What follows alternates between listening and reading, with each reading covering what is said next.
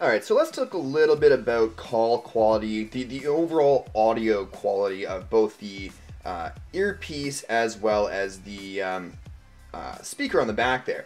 Now, as far as call quality is concerned, I think it's absolutely fantastic. A lot of other reviewers out there have said that it's either satisfactory at best or below average. I'm going to disagree with them. Samsung's gone through a lot of trouble of actually including an equalizer setting during a call and before a call, I believe, that greatly enhances the audio on your end of things. As far as the other recipients concerned, you know, I've made a couple of test calls to my wife and some friends, asked them how I sounded. I was both outside, with you know, different various ambient sounds and so on, high wind and all that good stuff, and it sounded fantastic. But if you did notice in one of my previous videos doing sort of the video sample tests from the device itself and the camera, it was actually really windy that day, and the microphone picked up the wind to a T, and that's obviously not a good thing. It really drowned out my voice.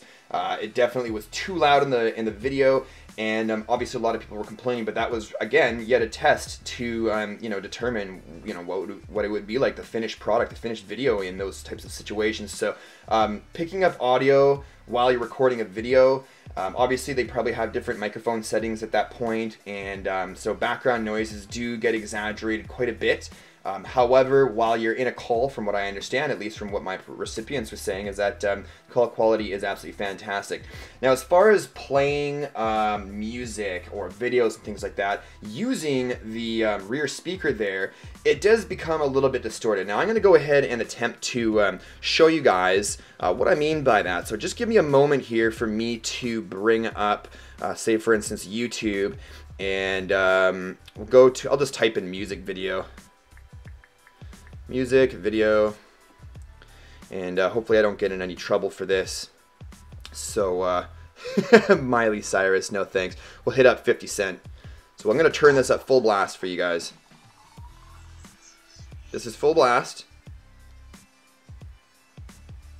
And is it going to... There it is.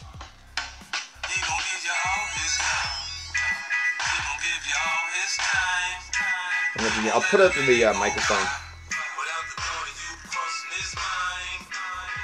Okay, so, you know, definitely it sounds very clear. However, I did experience some severe distortion in certain audio samples, that being music and again, YouTube videos. If you cranked it up all the way, it was too loud, and there was some severe distortion going on in the background. It actually sounded like, I know this isn't possible for small speakers like this to happen to, but it sounded like it was going to blow out the back of the device itself. And as well as the games, like I was playing Max Payne, and I just, you know, just for shits and giggles, I decided to bump it up all the way and see how loud the gunshots get. Gunshots were just distorted. Everything like that was just absolutely distorted. So, you know, keep that in mind when you're planning on playing audio files and video files through this device using the rear speaker at full blast. It can tend to get a little bit distorted, but again, that could also be attributed to, say, for instance, the bit rate of the MP3 or the audio file that you are playing. So obviously lower bit rates will then translate into more distorted audio at higher levels and so on and so forth. So something to keep in mind there. Now, another thing that I did want to touch base on is some of the really cool features, some of the big showcases that people have been demonstrating on this device. Now, one of them is the Smart Stay. I'm not going to go ahead and show you guys what that is right now, or do a demonstration, just because it is a bit of a pain in the butt when you're on camera. But basically what the Smart Stay feature is that it uses eye detection technology. So it's using your front-facing camera to detect your eyes to see if you're actually looking at the screen. And if you happen to be staring at the screen, it will prevent it from, you know, tinting it, going into timeout, turning off the screen and all that stuff.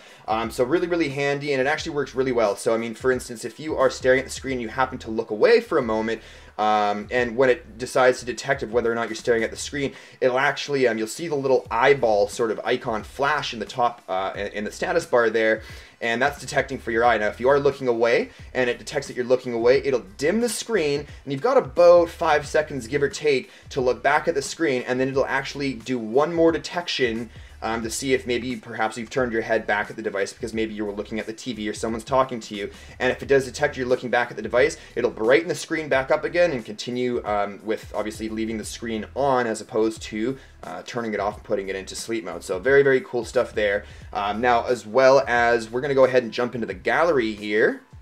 Or we'll jump into the video player, I'm sorry. Video player here, really, really cool. Go ahead, look at thumbnails, and as you can see here, it shows you all the different videos you have, and it gives you sort of short little, 3-second clips of the actual video itself, which is really, really cool. That way, if you do have a bunch of videos that look kind of similar to each other, at least you'll be able to differentiate them with the content that's involved. So by just simply looking at the thumbnails there. So live thumbnails, I guess, is the term that I'm going to coin right now. You've heard it first here on TGN and the Smoking Android. Live thumbnails. That is copyrighted, okay? I want some royalties if you happen to use it. So very, very cool stuff here. Now I'm going to go ahead and show you guys some of the videos I took at a Bryan Adams concert that I took my wife to. Not my type of music, nothing against Bryan Adams, just not my type of music, but she loves him, and so we went to his concert. And this is the quality I was recording in. I did muck around with the video recording settings a little bit, opened up the exposure, and then I was constantly lowering the exposure depending on the brightness of, obviously his big light show display there. But it still recorded very, very well. I thought it shows everything. High detail, it's high definition, it's just a fantastic video recorder. So that's basically what that looks like. So obviously, very, very cool stuff there. Get back out of there if it'll, okay. And, like we've seen in other videos, what's really, really cool about this is that you can hit this button here, and the video pops up on your home screen or wherever it is you're going to be, going back to. You can move it around. And unfortunately, you can't resize it, and you can only have one window open at a time. There are third-party applications out there that mimic this and also give you some more options, such as resizing the window. You can actually resize it to full screen, half screen if you want. You can also, on some of the paid versions of the third-party applications, you can actually open up to, I believe, 6 or 7 video windows at one time. You would really have to be a media consumer if you wanted that many videos open at one time. So quite honestly, it really only makes sense to have one open at a time. But as you can see here, it works flawlessly, still with 15 applications running, 16 applications running in the background. As you can see, very, very smooth, no lag in different window transitions, things like that. So quite impressive there. Tap on it again, brings you back into the video player, and away you go. Now I'm going to go ahead and pause this. Now, something I wanted to touch base on that a lot of other reviewers just have kind of passed by, and I think this is a really, really important feature for everybody to know of. This little button at the top right-hand corner here, if I was to go ahead and click that, it'll show you all sort of Wi-Fi devices that you can connect with to play your media on. So, why is it showing up in the... Look, it looks like it's flashing on the camera right now. We'll see what happens in the edited portion. But anyways, so as you can see, I have a media player. I use the Western Digital TV Live media player downstairs in my living room, and that's what I watch all of my media on: TV, movies, things like that. But if you did have other devices, you would see it in the list here. And what's really cool is if I was just to go ahead and press that button, it will automatically connect to my media player and automatically bring up the video and start playing it in full 1080p HD, as well as pictures, music, anything you have. You click the little connect button up there, and you'll have to forgive me, but I haven't been able to find out what that's called. I don't know if that's part of the All Share Play or whatever it's called. But very, very cool feature there. It works flawlessly right out of the box. There's no setting up you have to do. You have media, you have a picture, you have music. Hit that button in the top left-hand corner there. It'll bring up your list of connectable devices. Select which one you want, and bam, it just pops up just instantaneously like that. So very, very cool feature there. Bottom left-hand corner, you can change obviously the viewing aspect ratios. So that's pretty neat there. So the Samsung Galaxy S3 is obviously going to come with some proprietary Samsung applications, like every device. I mean, what would a device be without some awesome sort of proprietary applications? Now, on carrier branded devices, you're probably obviously going to find a lot more applications in here, applications that you may or may not want. I know we all know what I'm talking about. But one or two of the applications, the big applications on this device that I would like to go over and touch base on is one being All Share Play. All Share Play is an awesome application from Samsung they put on this device and other devices from what I understand. And basically what it allows you to do is connect multiple devices sort of all together. So if you are away from your computer and you want to view media and things like that on your device, you can do so. If your device is away from your computer and you want to view media from your device on your computer, you can do that as well. So very cool stuff there. As well as the FM radio. A lot of phones these days are finally starting to come out with FM radios. I know that when I got my Motorola Atrix, a big question was, you know, does the Motorola Atrix have an FM radio? Apparently, and I could be totally way off base here, but apparently it had the capability, but it was missing something, and as a result, it wasn't able to use FM radio. Whereas this device, as you can see, does. And in fact, their FM radio app is really, really cool, I think. You can do the increments by just simply tapping the buttons here, or you can, you know, do your wide increments there and just sort of move around the dial. You have your power button in the middle. You can have some presets. This application will not work, however, unless you do have your headphones plugged in, used as the antenna. I've used it myself while taking the dog for a walk, and it works flawlessly. So really cool for them to include that application. Very simple, very pretty user interface, so good stuff there. Now, while we're on the topic of actually sharing, if we're to go back to all share play, the camera application itself actually comes with some really cool stuff. Now, I've already done some videos on the camera, and as we all know, it's fantastic with you know, Android Ice Cream Sandwich. It pretty much gives all devices damn near zero shutter lag. So very, very quick. You've got burst shots, you've got best shot, all kinds of stuff. Smile detection if you know, you're taking a picture of a buddy and you want to make sure that you capture a picture when he's smiling, you can do so. All that good stuff. But something that's really, really cool is, and again, this is sort of Samsung specific. I would have liked to see this available somehow integrated into the device where you could use it with other devices that are non-Samsung devices. However, Buddy Share is a really cool feature where, if I can actually find it here, hopefully I can. I don't go into the camera too often. But Buddy Share is basically something where you can take a bunch of pictures. Maybe I have some pictures, my friends have some different pictures, and maybe the other one guy only took one picture. Well, if you're all at the party, you're all connected to the same Wi-Fi network, you can actually share those photos into one single album. So whereas that one buddy, instead of just having one picture and going home a little pissed off that he didn't get enough good shots, you can actually share all those photos with him immediately while you're at the party, so all of you are leaving the party with the exact same photo in your hand.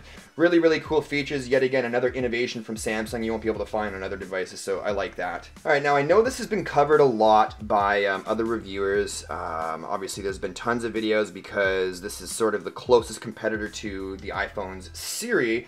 We all know it as S-Voice. Opening up S-Voice here, it's very, well, hopefully it's not thinking that I'm talking to it right now, as you can see there, but it's actually quite a useful application. I know a lot of other reviewers out there have said that it's, you know, it can't compare to Siri, and well, no, it's not going to be able to compare to Siri because Siri is got its own way of doing things. It's designed by Apple, whereas this application is has been designed by Vlingo. Or Vlingo for some of you out there, but it still works really, really well. In fact, it's a lot more intuitive than some of you may think. You can open up applications with this, you can search the web with this, navigation. A lot of people are saying, I'm never going to talk to my phone. Well, let me tell you something. When you are sitting there on your Google Maps or navigation trying to find and type in, you know, the location and blah, blah, blah, it's so much easier just to open up this app, say navigate to, tell it where you're going, and it immediately launches Google Navigation and takes you to the you know, shows you where the destination is. And while we're on, you know, sort of the navigation topic, GPS connectivity on this thing is instantaneous. I'm not even kidding, guys. I've never, even with my modded Atrix with a bunch of GPS hacks on it, I have never been able to achieve a GPS lock as quickly as I have on this device. I don't know what it is. I don't really look too much into GPS chip technology and all that sort of stuff, but I can tell you it worked really, really well. But this app itself actually has a slew of settings. Now, one thing one of my viewers actually asked me was that he's seen a video recently where someone was complaining about the home button lag that it took when you're, say, for instance, in any application, you hit the home button and it kind of gives you like a 1 second lag to bring you back to the home screen. And in order to eliminate that 1 second lag, you would turn off the double pressing of the Launch S-Voice, which is right here. Launch S-Voice by double pressing the home key, which is right there. I've tried it personally. I've tried it multiple times just to make sure, you know, is this true? Or is this just sort of the placebo effect? It's not true, guys. I've tried it both with the double pressing on and off, and it gets back to your home screen just as fast as it would with it on and off. So no differences there. Again, that's probably got to do with the quad-core processor and its ice cream sandwich multitasking abilities, things like that. But great to see that they've got some additional settings in here. As you can see, you can hide offensive words if you want to. I'm not really sure what they mean by hide offensive words, because are you really going to be swearing at it? Like, well, I'm not going to demonstrate it now, but so anyways, that's cool. Lots of settings here, lots of settings. You can actually change the wake up command, and this is really neat. So you can actually change, and you won't be able to find it in these settings here, but this is just something that's coming to mind now. You can actually change the lock screen so that in order to wake up the device, even while the screen's turned off, you can say, wake up, you know what I mean? And the screen will turn on. You can have it set so that you can be like, you know, like unlock device or whatever, and it'll just like unlock the device for you. So really cool stuff there, just by using your voice, and it's constantly listening for those commands. So very cool. Whether or not that's going to drain the battery because it's constantly listening for a command, I don't know. I don't particularly use that because I like the ripple lock screen effect. It looks pretty. So anyways, very cool stuff in this S Voice there. Figured I'd probably cover it for you guys. And we're just going to try something real quickly here. Where's the closest gas station?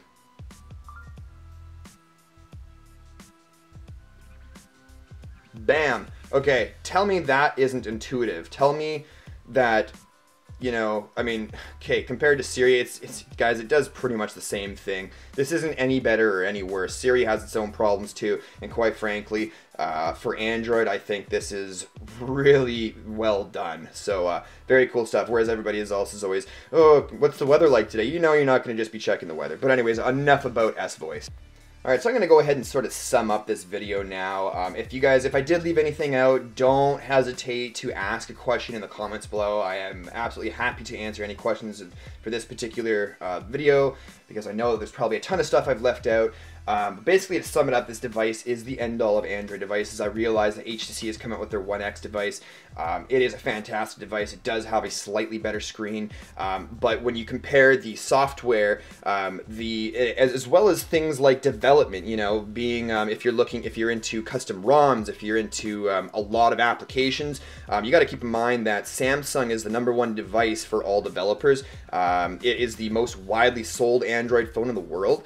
And as a result, from a business standpoint, developers are obviously going to develop first for compatibility. In terms of compatibility, they're going to develop first for the most widely purchased device, because that for them means they're potentially getting the most amount of revenue, as well as, you know, custom firmware, ROM developers. This device, Samsung devices, have always been very well known for being the most, or the easiest devices to hack, make mods for, things like that. So lots and lots of developer support on both fronts, be it the app development and or custom ROM development. Fantastic there. Build quality of the device is fantastic. Yes, it's plastic, but guys, everything electronic these days is plastic, and if this was made out of cast iron, chances are you probably wouldn't be buying it. As well as, you know, keep in mind, plastic is an impact absorbent material. So if you had a metal cased device and you dropped it, it will shatter the glass immediately and will probably dislocate some of the does that make sense? Dislocate some of the internal chips and things like that. Whereas this will sort of keep everything in place. There's no creaks and groans. Very solid device. The weight of it feels just perfect in my hands. I can't say enough good things about this device. I've never owned a Samsung device before, so I'm giving you an honest, non-biased opinion. This is the best phone on the market today. Samsung has done a fantastic job. They've really stepped it up. A lot of people were kind of expecting some more hardware features. I think where they really shine here is the software. They've completely overhauled what it means to have a Samsung Galaxy S device. If you have this device and you're coming from a Samsung Galaxy S2, you will notice some pretty big changes. I'm going to say that the two devices are completely different from each other. Like night and day differences. You can see the multitasking was fantastic. Battery life is fantastic. The screen is awesome.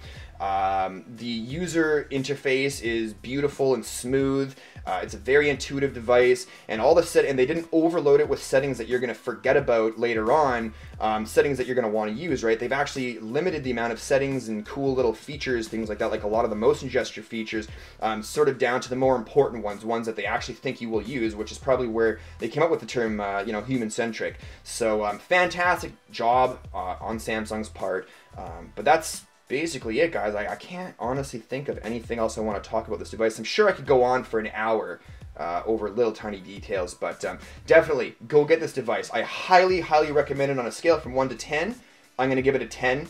Man, it's just flawless. The games play so well on this, guys.